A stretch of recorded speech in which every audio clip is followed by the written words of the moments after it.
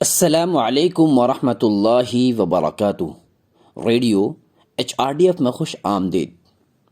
ایک نوجوان bus stand کے قریب خالی جگہ پر LED بلب بیچ رہا تھا۔ لوگ اس کے ارد گرد جمع تھے۔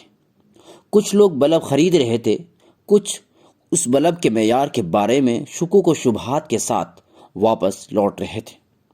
ان میں سے کچھ سودا بازی کرنے والے بھی تھے۔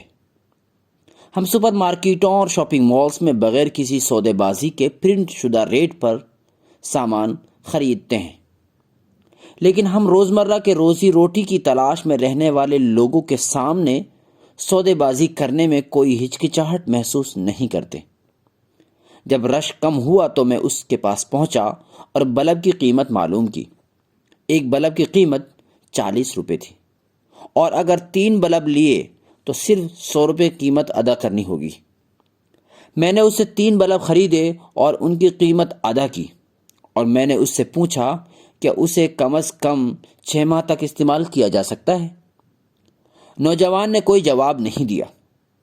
میں اس سے بار بار ایک ہی سوال پوچھتا رہا، لیکن اس نے جواب نہیں دیا۔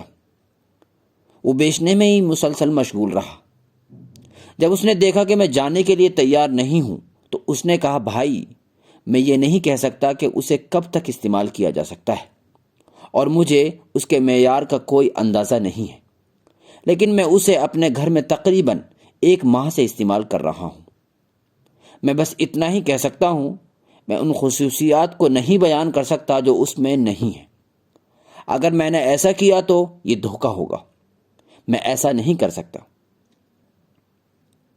اگر آپ اسے واپس دینا چاہتے ہیں تو میں پیسے واپس کر دوں گا، لیکن میں جھوٹ نہیں بول سکتا۔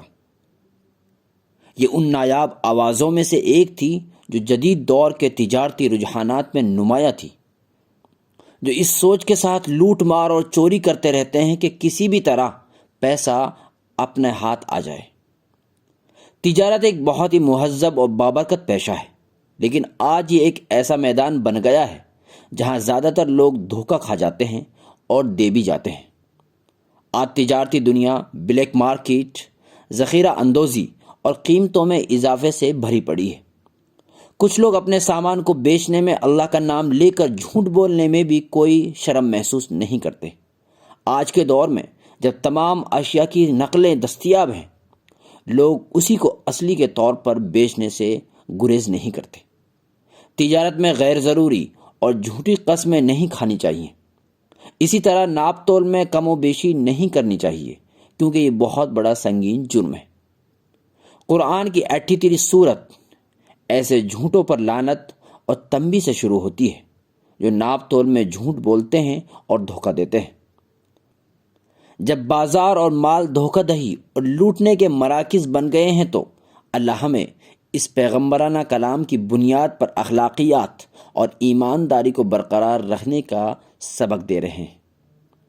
رسول اللہ صلی اللہ علیہ وسلم نے فرمایا، دیانت دار اور وفادار تاجر انبیاء، صدیقین اور شہداء کے ساتھ ہوں گے۔ اللہ تعالی ہمیں ایمانداری سے تجارت کرنے کی توفیق عطا فرمائے۔